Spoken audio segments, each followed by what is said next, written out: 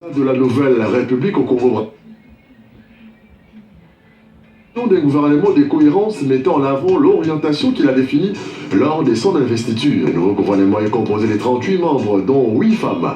Une première, il s'agit là, avec une telle nomination, d'une véritable promotion pour la jeune féminine. Qui sont les Amazones du gouvernement Mwamba?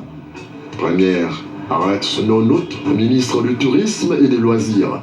Antoinette Dinga-Djondo, ministre des Affaires sociales, de l'Action humanitaire et de la solidarité. Rosalie Matondo, ministre de l'économie forestière, du développement rural et de l'environnement et de la qualité de la vie. Inès Bertil Lefer Ingani, ministre de la promotion de la femme et de l'intégration de la femme au développement. Yvonne Adélaïde Mongani, ministre des petites et moyennes entreprises et de l'artisanat et du secteur informel.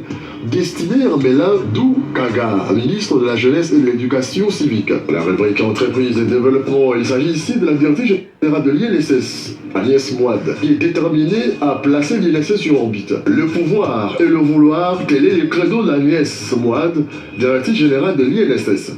Depuis 2011, l'actuel chef de région de l'INSS ne s'offre pas un temps de répit. Des réalisations notables sont enregistrées dans le secteur immobilier et ce sur fonds propres de l'INSS.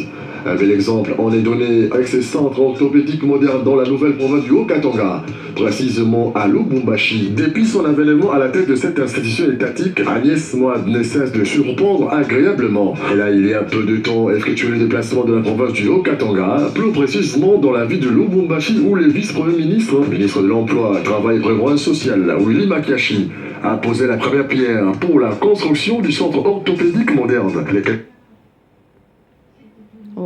Elle a noté également la présence des autres organes dirigeants de l'INSS.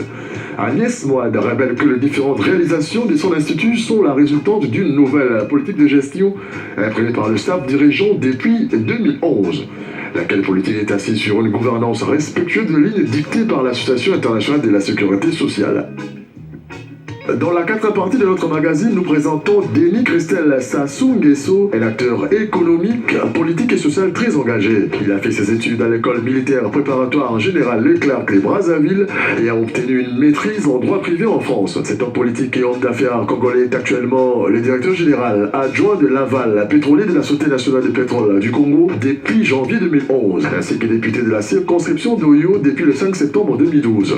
Très engagé, Denis Christelle était aussi intervenu lors de la campagne de vaccination et des dépistages gratuits des cancers du col de l'utérus en 2013 aux côtés du ministère de la Santé et de la Population et de l'association Solidarité Cancer. Autant d'actions destinées aux Congolais démunis qui témoignent de son réel engagement en faveur de ces derniers. S'agissant de la Fondation Perspective d'Avenir qui veut offrir une seconde chance à la jeunesse, la fondation fondée par l'honorable Denis Christelle Sassou Nguesso en 2012, la Fondation Perspective d'Avenir à but non lucratif donne un véritable coup de pouce à l'avenir. Celle-ci a en effet choisi de venir en aide à ceux et celles qui témoignent d'une volonté et d'une capacité à les réussir.